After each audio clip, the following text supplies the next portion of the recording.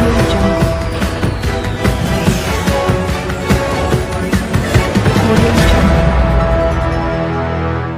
सबसे पहले मेरी ओर से आप सबों को झारखंडी जोहार है, राम राम। अभी जो वर्तमान सरकार, जो माननीय मुख्यमंत्री हेमंत सोरेन का जो सरकार 5 साल थी, ये सरकार केवल कागजी में अपना ढिंढोरा पीटने में लगा है। जो सुविधा होना चाहिए या विकास होना चाहिए वो जीरो ग्राउंड पर नहीं है। हम लोग कहते हैं ना कि आदिवासी मुख्यमंत्री है, युवा है, टैलेंट है, लेकिन हम आप लोगों के चैनल के माध्यम से बताना चाहेंगे और लोगों को भी जानकारी देना चाहेंगे कि चूंकि झारखंड प्रदेश 5वीं अनुसूचित क्षेत्र में आता है और अभी वर्तमान समय में संथाल के युवा टैलेंट माननीय मुख्यमंत्री हेमंत सोरेन जी मुख्यमंत्री जी हैं। और अगर आदिवासियों का, जनजातियों का अगर सबसे बड़ा कोई दुश्मन है और भविष्य में आने वाला खतरनाक है तो समझ लीजिए वो माननीय मुख्यमंत्री हेमंत सोरेन जी। तो आपको बड़ा आश्चर्य लगेगा कि झारखंड प्रदेश के मुखिया के संघ के अध्यक्ष भी है, मुखिया भी है, और ये क्या बात बोल रहे हैं। लेकिन ये जायज बात है और सही बात है। काहे कि बहुत सारा चीजों को पब्लिक जो है नहीं समझ पाता है और वैसे वैसे चीजों को हम पकड़ते हैं। बहुत लोगों को लगता होगा कि आदिवासी सीएम है, अपना भाई बंधु है, परिवार जैसा है, लेकिन नहीं। आज का डेट में झारखंड प्रदेश के लिए सबसे खतरनाक अगर कोई है तो वो है मुख्यमंत्री हेमंत सोरेन जी। संथाल में उनकी जो देखिए, अभी आपको हम बताना चाहेंगे, आपका देश आजाद हुआ 1947 में, संविधान लागू हुआ 1950 में। आपको एससी एसटी को आपको जो आरक्षण दिया, केंद्र सरकार का आरक्षण, राज्य सरकार का आरक्षण, इसके बावजूद जनजातियों का, आदिवासियों का जो स्थिति है, अभी गांव देहात या ग्रामीण क्षेत्र में जाइएगा तो जस का तस है। 77 साल बीत गया देश आजाद हुए, लेकिन आज भी जो स्थिति है जनजातियों की ग्रामीण क्षेत्रों में जस का तस है। और आज भी आदिवासी समुदाय में 2 वक्त रोटी के लिए रेजा कुली करने के लिए मजबूर है, दूसरे के घर में दाई धंगरीन काम करने के लिए मजबूर है। तो आप बड़े बड़े बुद्धिजीवी जो पढ़ लिख गए हैं, जो कोई इंजीनियर बन गया है, कोई डॉक्टर बन गया है, वैसे लोगों को पूछिएगा कि आप लोगों को तो केंद्र सरकार का आरक्षण है, राज्य सरकार का आरक्षण है, उसके बाद भी आदिवासियों की, जनजातियों की स्थिति अत्यंत दयनीय क्यों है, तो नहीं बताएगा, आपको टाल मटोल कर देगा। इसका कारण क्या है सो हम बता रहे हैं आपको। पहला कारण, उरांव समाज में एगो आप देखे होंगे बहुत ही शिक्षा भी, डॉक्टर कार्तिक उरांव 1967-70 के दशक में डिलिस्टिंग बिल पास करा रहे थे और लगभग डिलिस्टिंग का बिल जो है वो पासे होने वाला था, लेकिन उस समय के तत्कालीन इंदिरा गांधी प्रधानमंत्री थी, विदेश से कहीं टेलीफोन आ गया और वो डिलिस्टिंग बिल को वहीं पर रुकवा दिया। और वही डिलिस्टिंग बिल जो है, जो आधा अधूरा कार्य अभी जो डिलिस्टिंग बिल नहीं पास हुआ है, उसको जनजाति सुरक्षा मंच पूरे भारत देश में 2006 से चरणबद्ध तरीके से आंदोलन कर रहा है और डिलिस्टिंग बिल का मांग कर रहा है। डिलिस्टिंग क्या है इसके विषय में हमको नहीं लगता है कि बार बार बताना, एक एक बात को बार बार बोलना अच्छा नहीं लगता है। डिलिस्टिंग के विषय में क्या है, डिलिस्टिंग पराया पूरा भारत देश के लोग अब जान गए। वो डिलिस्टिंग पास होने वाला था, डिलिस्टिंग को रुकवा दिया, सदमे से कार्तिक उरांव वहीं पर गिर गए। उरांव समाज में हमको लगता है कि पूरा भारत में का, विश्व में ऐसा कोई पढ़े लिखे नहीं है, इतना उसका पास डिग्री था। तो वही बिल को पास कराने के लिए, डिलिस्टिंग बिल को पास कराने के लिए जनजाति सुरक्षा मंच पूरा भारत देश में आंदोलनरत है। अब क्या हुआ कि वहां से जो आरक्षण दूसरे समुदाय, जो जनजाति का जो आरक्षण है, उसको दूसरे धर्मांतरित लोग खा रहे हैं। वो आरक्षण को भी रोकने के लिए, बचाने के लिए, जनजातियों के पास घर तक आने के लिए डिलिस्टिंग बिल का मांग किए, वो पूरा नहीं हुआ, इंदिरा गांधी उसको रोक दिए। वही आधा अधूरे कार्य को जनजाति सुरक्षा मंच अभी मांग कर रहा है और लड़ाई लड़ रहा है। अब क्या हुआ, वहां का आरक्षण दूसरे धर्मांतरित लोग खा रहे हैं। बचा कुचा जो आरक्षण है, वैसे आरक्षणों को दूसरे लोगों को कैसे दे रहे हैं ये हेमंत बाबू, वो हम बता रहे हैं आपको विस्तार से, ताकि आपको अच्छा लगेगा और लोगों को भी हम जानकारी होना चाहिए। 2013 में यही माननीय मुख्यमंत्री युवा टैलेंट हेमंत सोरेन जी मुख्यमंत्री थे। उस समय कैबिनेट से एक चिट्ठी निकलवाए कि कोई भी आदिवासी महिला, जनजाति महिला अगर दूसरे पुरुष से शादी कर लेते हैं तो मायके से जाति प्रमाण पत्र बना लेंगे। इसका दुष्परिणाम क्या हो रहा है सो हम बताना चाह रहे हैं आपका चैनल के माध्यम से, और आम जनता भी बात जाने, क्योंकि सच्चाई बात बहुत कड़वा होता है। हो सकता है मेरा बात से बहुत को तकलीफ भी होगा, लेकिन सच्चाई तो सच्चाई होता है, और सच्चाई बात बोलने से हम पीछे हटते नहीं। अब चिट्ठी कैबिनेट से निकलवाए, उसके आधार से कोई भी आदिवासी महिला अगर दूसरे पुरुष से शादी कर ले रहे हैं तो मायके से अगर जाति प्रमाण पत्र बना ले रहे हैं तो मायके उरांव सब का खतियान में आप अधिकतर देखिएगा मंगरा है, सुकरा है, एतवा है, यही सब रहेगा।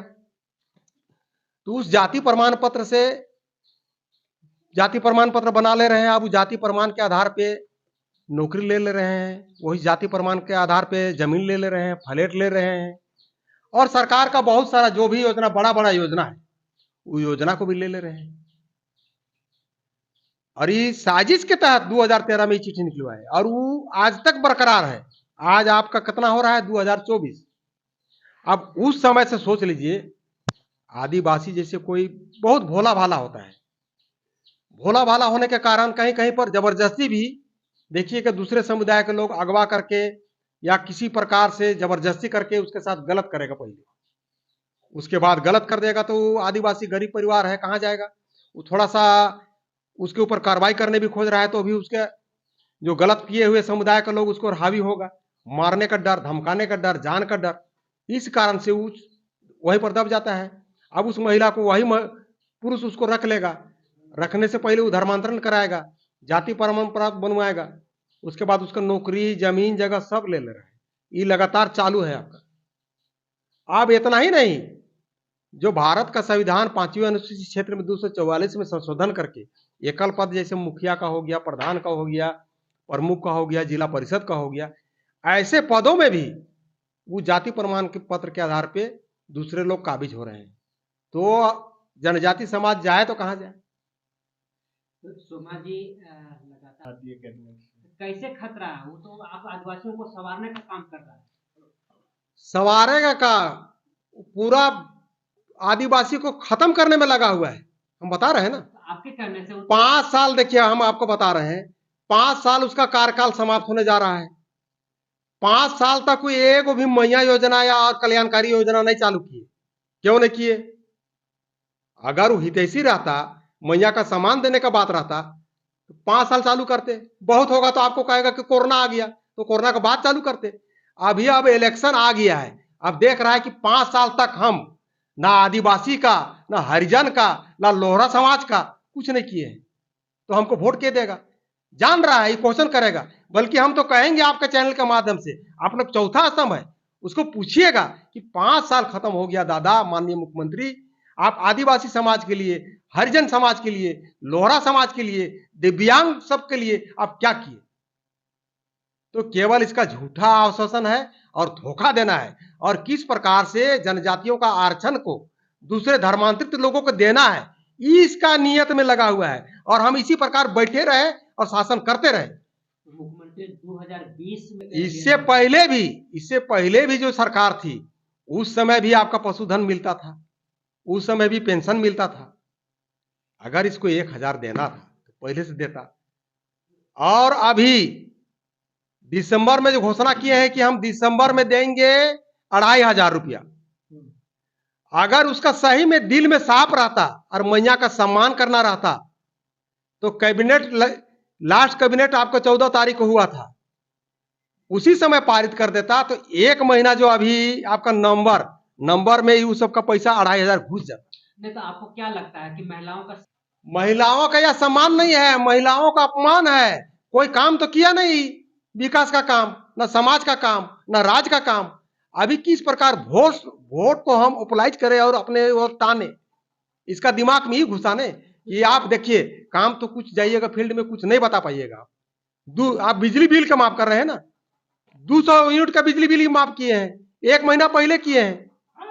5 साल पहले करते, 2 साल पहले करते, क्यों नहीं किए? इलेक्शन आया तब आप 200 यूनिट का बिजली माफ किए, और इससे पहले 100 यूनिट का बिजली माफ तो आपका मोदी समय में था।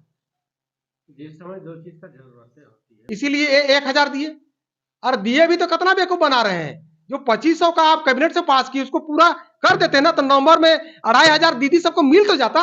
नहीं, वो हेमंत सोरेन अगर 2100 रुपये देने का वादा कर रहा है तो वो प्रलोभन नहीं है? बीजेपी वादा कर रहा है, वो सही कर रहा है, वो तो अपना 5 प्रण में आपको बता रहे हैं ना कि जब हमारा सरकार आएगा तब। लेकिन हेमंत सोरेन तो आप स्वयं सरकार में है ना भाई मेरे, आप सरकार में तो क्या वादा कर रहे हैं? आप कैबिनेट पास करके दे दीजिए। ऐसा ही आपका भी सरकार हो जाएगा। कैसे सरकार होगा? वो तो वादा कर रहा है। देखिए, अब वो जमाना नहीं रहा। हमरे जैसा आदमी कहे को युवा वर्ग आदमी बहुत ही जान गए हैं, समझ गए हैं। अब आप कहिएगा ने कि वोट समय में हम कुछ कुछ दे के और लुभावन करके और वोट टाल लेंगे, वो अब नहीं चलेगा।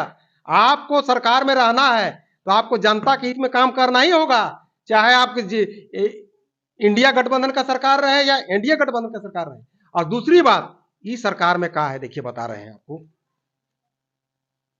बलात्कार, बलात्कार में पूरा भारत में 1 नंबर में आ गया है आपका झारखंड। लगभग 7400 माताएं बहनें का बलात्कार हो चुका है। कितना हुआ है? 7400।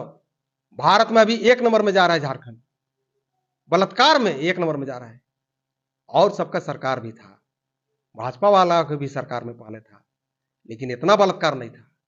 आपको क्या लगता है कि झारखंड महिलाओं के बलात्कार? इस सरकार में सबसे ज्यादा अत्यधिक बलात्कार, कहीं पर अगर उसका कार्रवाई करने के लिए कहिएगा, कार्रवाई नहीं करेगा। भ्रष्टाचार चरम सीमा में, भ्रष्टाचार और उस सरकार में है, लेकिन ऐसा नहीं है जैसा इस सरकार में है। प्रशासन नाम का कहीं कोई चीज नहीं है, कोई महिलाएं माताएं बहनें कहीं पर सुरक्षित नहीं है। जहां जिसको चाह रहा है चक्कू दिखा के चैन छीन ले रहा है, पैसा ले रहा है। आप उसका कार्रवाई करने के लिए थाना जाइएगा, थाना काम नहीं करेगा। तो आप कैसे सरकार खोजते हैं बोलिए?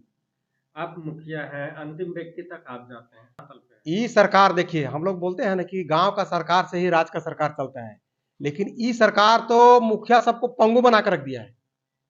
आप सोच लीजिए कि अभी महत्वाकांक्षी योजना अबुआ और मैया चलाया, अबुआ चलाया तो उसमें क्या किया कि हम लोग ग्राम सभा से सूची बना के दिए कि इतना ई पंचायत में ई गांव में इतना आवास चाहिए, उसके अनुसार सूची नहीं बना। चलिए थोड़ा देर के लिए कोई बात नहीं, जिला से सूची बन के आया, हम लोग के हिसाब से नहीं बना। अब कहा है कि बहुत सा बरसात में आपका अगल बगल में घर गिर गया, हम लोग दरखास्त भी दिए कि सूची के अनुसार हम लोग को हट के भी 2-4 आदमी 5 आदमी को हम लोग को आवास देने दीजिए, लेकिन नहीं देने दिया। बगल में हमारा घर धस गया, हम मुखिया है, उसका देना चाह रहे हैं, गरीब आदमी है, आवास नहीं दे पा रहे हैं, तो हम मुखिया रह के क्या फायदा है? हम तो इस्तीफा देते देते नहीं दिए। धिकार है ऐसा मुखिया को जो बगल में एक गरीब आदिवासी का घर धस गया बरसात में और उसको आप अबुआ आवास नहीं दे पा रहे हैं, तो फिर मुखिया रह के क्या फायदा है जी? ऐसा नहीं, मुखिया से तो मुखिया नहीं रहना चाहे। अब ये क्या किया है कि जो गरीब गुरुआ जनप्रतिनिधि है, वार्ड सदस्य है, पंचायत समिति है, मुखिया है, वैसे लोगों को योजना का लाभ भी नहीं देना है, ना मैया योजना का लाभ देना है, ना अबुआ आवास योजना का लाभ देना है। तो हम मुखिया रहेगा तो कहां से रहेगा? और सब जिम्मेवारी दे दिया प्रशासन, बीडीओ, सीओ, डीडीसी को दे दिया है। इससे बढ़िया तो पंचायतें को बंद कर देता है, विभागों को बंद कर देता है। पूरा राजतंत्र चला रहा है ये सरकार। और हम आम जनता को और विशेष करके जनजातियों के युवा पढ़े लिखे आदिवासियों को, अभी आप देखिए कई गो आपका ऐसी परीक्षा आई, घोषणा भी किए थे, परीक्षा भी किए थे। अब 2,87,000 खाली पद है, कम से कम वो पद को भी भर देता, वो भी गया। कई को परीक्षा लिया, नेट बंद करके करवाया, उसमें भी पेपर ली। आपका देख लीजिए बंगला में देखिए कितना घुसपैठिया घुस गया है। उस सबका आधार कार्ड, पहचान पत्र आसान से बन रहा है, कैसे बन रहा है? और कितना चतुर है कि डीसी सब के माध्यम से कोर्ट में जवाब दिलवा रहे हैं कि हमारे झारखंड प्रदेश में कोई घुसपैठिए नहीं।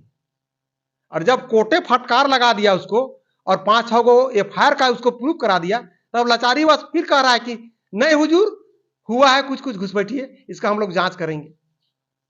तो शर्म आनी चाहिए ऐसी सरकार को, चुल्लू भर पानी में डूब मर जाना चाहिए, हम बता रहे हैं। अरे तो जो राजमंत्री है, राज्य सरकार क्या करेगा उसमें? माने सब करेगा केंद्र सरकार। यहाँ आप मुख्यमंत्री बन के बैठे रहिएगा, लिखाइएगा बड़ा बड़ा गाड़ी में मुख्यमंत्री, आई एम मुख्यमंत्री, और करेगा केंद्र। सुरक्षा की बात, सुरक्षा की बात है तो आप उसको आदेश लिख के दीजिए, वहां बॉर्डर में हमारा घुस रहा है, यहाँ तो घुसपैठिया हो रहा है, उसको डीसी के माध्यम से हलफनामा दिवा रहा है कोर्ट में, माने कोर्ट को भी डार्क बना रहा है। डीसी साहब, जिला का डीसी लिख के दिया कोर्ट में कि यहाँ कोई घुसपैठिया नहीं है, उसके बाद कोर्ट फिर जांच पड़ताल करके हर जिला का दूधू चचर को एफआईआर कॉपी लिखा दिया कि ये देखिए फल्ला फल्ला आदमी घुसपैठिए करके यहाँ घुसा हुआ है। आप कैसे कहते हैं कि यहाँ घुसपैठिए नहीं है? तब जाके इसको शर्म आया। तो डीसी भी क्या है, मतलब इनके इनका इशारा में जो हेमंत कह रहे हैं वही। अच्छा, मुख्यमंत्री को जेल जाने से कितना राज्य में ही हुआ? मुख्यमंत्री को जेल जाने से वो बड़े बड़े डिंग हाँकते हैं ना कि मैं आदिवासी का बेटा हूं इसीलिए हमको जेल भेजा। तो मैं भी कह रहा हूं गरीब घर में खपरा में रहने वाला आदिवासी का बेटा मुखिया बोल रहा हूं कि आप जमीन का घोटाला नहीं किए, चोरी नहीं किए, तो क्या आपको चेहरा देके जेल भेजा? और आप कहते हैं कि हम आदिवासी थे इसीलिए जेल भेजा।